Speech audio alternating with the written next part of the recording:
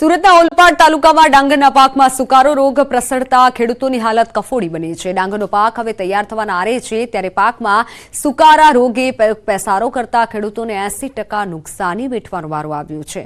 ખેડૂતો ગમે તેટલા પ્રયત્નો કરે પણ પાક બચાવી શકાય તેમ નથી, ત્યારે ખેડૂતોએ સરકાર પાસે વળતરની માંગ કરી છે। તંત્ર સર્વે કરી સહાય ચૂકવે તેવી ખેડૂતોની માંગ છે।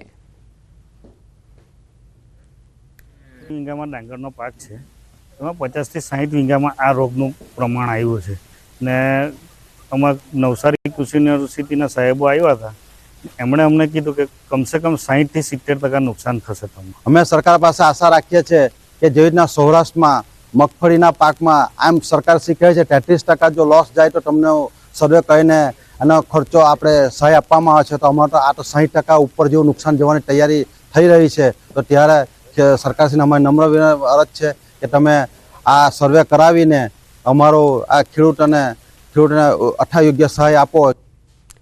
રાજકોટના ગ્રામ્ય પંથકમાં અતિવૃષ્ટિથી થયેલા નુકસાનનો સર્વે હાથ ધરાયો છે। જિલ્લા ખેતીવાડી વિભાગે અત્યાર સુધીમાં 108 ગામડાઓમાં સર્વે પૂર્ણ કરી દીધો છે, જેમાં 6845 હેક્ટરમાં 33%થી વધુ પાક નિષ્ફળ નીવડ્યો હોવાનું સામે આવ્યું છે। ખેડૂતોને અંદાજિત 5.5 કરોડ રૂપિયાનું નુકસાન પહોંચ્યું છે। કપાસ, મરચા, તુવેર, મગફળી સહિતના પાકોમાં વ્યાપક નુકસાન થયું છે। જિલ્લા કલેક્ટર મુજબ 8 દિવસમાં સર્વે પૂર્ણ કરી સરકારને રિપોર્ટ સોંપાશે। બીજી તરફ તાલુકા પંચાયતના સદસ્ય નિશિત ખુંટે સર્વેની કામગીરી ગોકળ ગતિએ થતી હોવાનો આક્ષેપ કર્યો। તાત્કાલિક અસરથી સર્વે કરી સહાય ચૂકવવાની માંગ સાથે કલેક્ટરને આવેદન આપ્યું। પણ જે સર્વે અત્યારે ખરેખર ચાલુ છે એ અત્યંત મંદ ગતિએ છે। આવો નવો સર્વે ચાલુ રહ્યો તો 6 મહિનામાં પણ સહાય ચૂકવાશે નહીં। તો અમારે આજની એવી રજૂઆત હતી કે જે આપની સર્વેની ટીમ છે એ વધારો અને 10 દિવસની અંદર આ સર્વે પૂર્ણ કરી અને સહાયનું પેકેજ જાહેર કરો, અન્યથા નહીતર અમે રાજકોટ તાલુકા અને જિલ્લા દ્વારા પ્રતિક ઉપવાસ આંદોલનની જાહેરાત કરશું। જે રાજકોટ જિલ્લામાં પાક નુકસાનીનું સર્વે છે એ 108 ગામોમાં પૂર્ણ થયું છે, જેમાં લગભગ 5.5 કરોડ રૂપિયા જેટલાનું નુકસાન પ્રથમ દૃષ્ટ્યા જણાઈ આવે છે। એમાં 57 ટીમો જે છે એ કામને લાગેલી છે અને અમને વિશ્વાસ છે કે આ કામ અમે અઠવાડિયામાં પૂરું કરી દેશું। કુલ 500 જેટલા ગામો અને અસરગ્રસ્ત ગામો આઈડેન્ટિફાય કરવામાં આવેલા છે અને આ સર્વે પૂર્ણ થયેથી રાજ્ય સરકારમાં આ બાબતની રિપોર્ટ કરવામાં આવશે। તો હવે વાત બોલમાળી અંબે।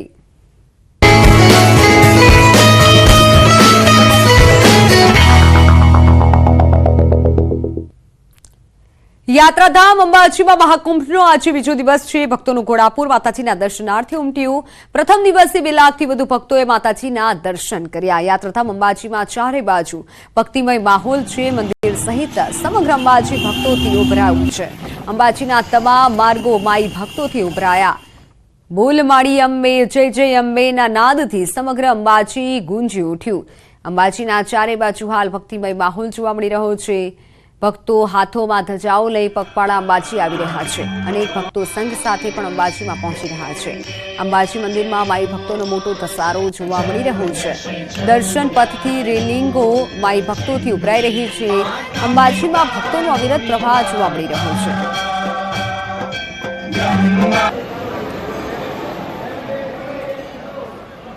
અંબાજી મેળામાં જાહેર હરાજીના એક સરખા સ્ટોલ દ્વારા મેળાનું વિશેષ બ્રાન્ડિંગ કરાયું। ભાદરવી પૂનમના મહામેળામાં વેચાણકર્તાઓની સુવિધા માટે વહીવટીતંત્ર અને શ્રી આશાસુરી અંબાજી માતા દેવસ્થાન ટ્રસ્ટ દ્વારા ખાસ આયોજન કરાયું।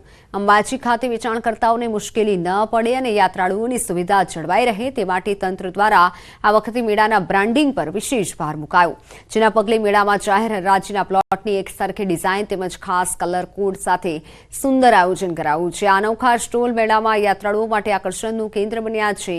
દાતા અંબાજી રોડ અને હળાદ અંબાજી રોડ પર જાહેર હરાજીના એક સરખા સ્ટોલનું વેચાણ કરાયું, જેમાં 264 સ્ટોલનું પણ વેચાણ કરવામાં આવ્યું।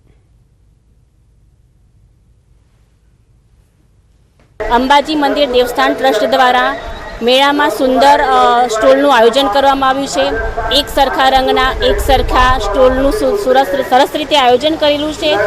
તેમાં અમારા ડિપાર્ટમેન્ટ દ્વારા 1 થી 30 સપ્ટેમ્બર સુધી પોષણ માસની ઉજવણી કરવામાં આવી રહી છે।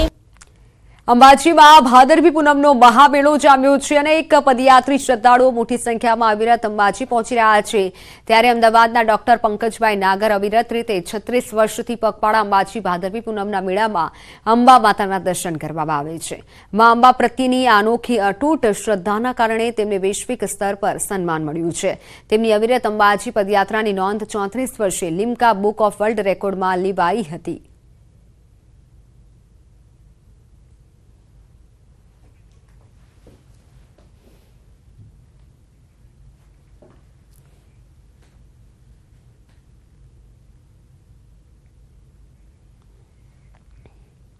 ઉચ્ચતર માધ્યમિક શિક્ષણ બોર્ડની સામાન્ય ચૂંટણીની તારીખ જાહેર થઈ ગઈ છે। 24 સપ્ટેમ્બરના રોજ આ ચૂંટણી યોજાશે, જેમાં રાજ્ય શાળા સંચાલક મહામંડળે ડોક્ટર જેવી પટેલને સત્તાવાર ઉમેદવાર જાહેર કર્યા છે। તો ચૂંટણી પહેલા પ્રદેશના મહામંત્રી પ્રિયવદન કોરાટને મહામંત્રી પદેથી તેમજ સામાન્ય સભ્ય પદેથી તાત્કાલિક અસરથી આજીવન રદ કરાયા છે। પ્રિયવદન કોરાટને વ્યક્તિગત ઉમેદવારી પાછી ખેંચવા સમજાવવામાં આવ્યા હતા અને સમજાવવાના પ્રયત્ન નિષ્ફળ રહ્યા હતા। રાજ્ય શાળા સંચાલક મહામંડળના મતે બળવાખોર ઉમેદવારી ચલાવી લેવામાં આવશે નહીં અને હવે બીજાને પણ તક આપવી પડે। સત્તાવાર ઉમેદવાર જાહેર થતાં જેબી પટેલે પણ પ્રતિક્રિયા આપી। પ્રતિક્રિયા તેઓ દ્વારા આપવામાં આવી છે। તેઓએ કહ્યું કે મહામંડળ સર્વોપરી છે। હું સંગઠનનો આભાર માનું છું। દરેક જિલ્લામાંથી મને સમર્થન મળી રહ્યું છે અને આ સાથે તેમણે શિક્ષણના મુદ્દાને આગળ વધારવા હાકલ કરી। આ ચૂંટણીમાં કુલ 6310 મતદારો છે અને એક બેઠક માટે ચૂંટણી યોજાશે। ભાઈ શ્રી કોરાટ 5મી વખત માધ્યમિક શિક્ષણ બોર્ડમાં જવા માટે ઝક્કી વલણ દાખવે છે। મહામંડળના એકમાત્ર ઉમેદવાર ભાઈ શ્રી જેવી પટેલ છે અને મહામંડળની પાર્લામેન્ટરી બોર્ડમાં સર્વાનુમતે એમનું નામ નક્કી થયું છે। ડૉક્ટર પ્રિયવદન કોરાટને પોતાના મહામંડળમાંથી કાયમી ધોરણે મહામંત્રીના પદ ઉપરથી હાંકી કાઢ્યા છે અને એમનું જે કાયમી સભ્યપદ છે તેને પણ અમે રદ કર્યું છે। એટલે હવે તેઓ અમારા મહામંડળના ઉમેદવાર નથી, તેઓ સ્વતંત્ર રીતે ચૂંટણી લડતા હોય એવું લાગે છે। એ સંજોગોમાં બળવાખોરીને આ મહામંડળ કોઈ સંજોગોમાં ચલાવી લેવા માગતું નથી।